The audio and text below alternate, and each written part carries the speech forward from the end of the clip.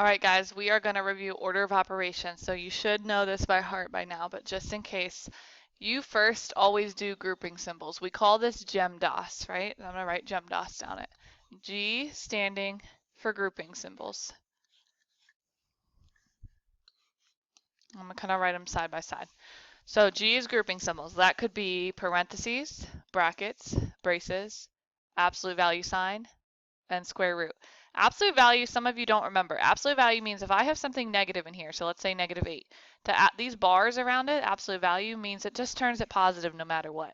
So you have to do everything inside this absolute value before you can make it positive. So don't start turning things negative or positive inside it and then try to get your answer. Just do everything inside of it, and then at the final answer, final step, just make it positive at the end. Okay? And square root is the button in your calculator that looks like, let's see if, sorry, I stopped the video to see if I can find it, but your button looks like this guy right here. This is the square root button, in case you forgot. So just take the square root of whatever the number is once you get a final number. So grouping symbols. Then if you have no more grouping symbols, then you go to exponents. Exponents would be something like 3 squared. And there's a squared button in your calculator. It would be this one. Most of the time you'll only have squared. If you have something more, then you just know if 3 squared means 3 times 3. But let's say you have something bigger than that, okay? I'm going to teach you another calculator trick. So this guy right here, y to the x, what it means is you don't have to make it squared. You can make this exponent whatever you want. So let's say that I wanted to do 3 to the 4th. Go ahead and type in 3 first. Then hit this YX button. And what it'll do is it'll just leave the 3 there. So it's saying 3 to the what? What do you want me to put the 3 to the? We're going to say 4, so it'll change it to 4, and you hit equals. And it'll take a minute, and then it'll calculate and say 81. So you could do that for anything. 5 to the 6, so I'm going to call this the to the button, okay? Multiply and divide comes next, and you want to always do this from left to right in your sentence. So if I had something that said 4 times 3 plus 2 divided by 5. Because the multiplication comes first in my sentence, I'm going to do the multiplication first. Lastly, any adding or subtracting you have left. And again, this is the same rule as the multiplication division. If I have 5 plus 3 times 2 minus 8, I want to go ahead and do the addition first because that comes first in my sentence. And even though I have multiplication, ignore that. The point is that I have a plus and minus here. Okay, so let's do this one.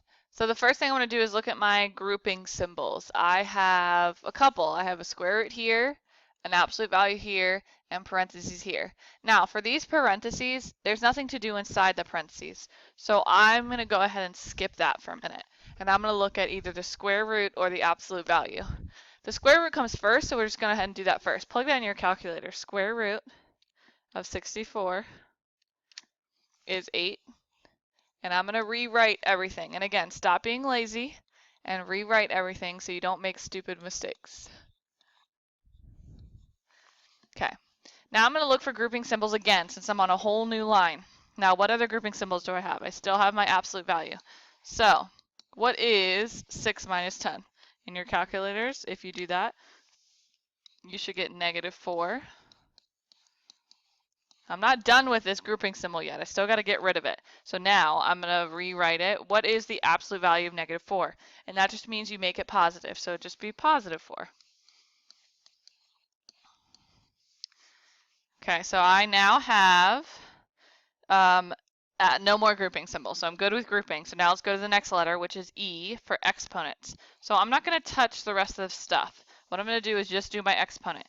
This will do this for you in the calculator. If you put parentheses, -2 in the calculator, I'll give you a minute to find your parentheses.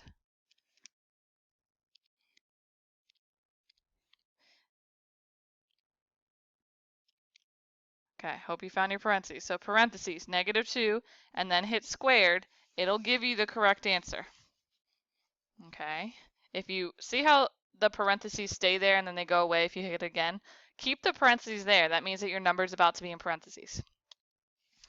Okay, so then we have division or addition. So multiplication division comes next. So it's 8 divided by 4, 2, plus 4, 6. Okay, so that's a quick rundown of order of operations. There's lots more problems for you to practice that you'll be working on. Just make sure you follow each step one line at a time, and you should get them right every time.